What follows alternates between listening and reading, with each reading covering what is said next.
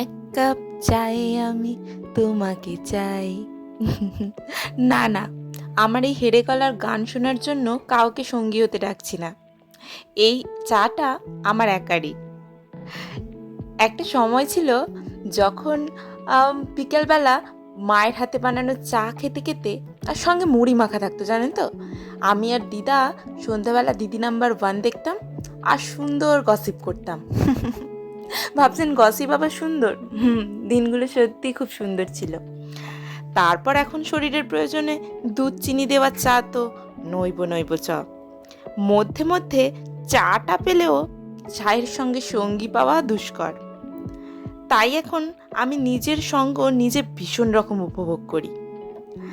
মনে হয় আমার এই একলা চাপনে কেউ আমাকে জাজ করতে আসছে না, আর করলেও তাদের সেই ঠেস মারা কথাগুলো আমার কান অবধি আসছে না, আমাকে ছুতে পারছে না। এক অদ্ভুত স্বস্তি, জানেন তো।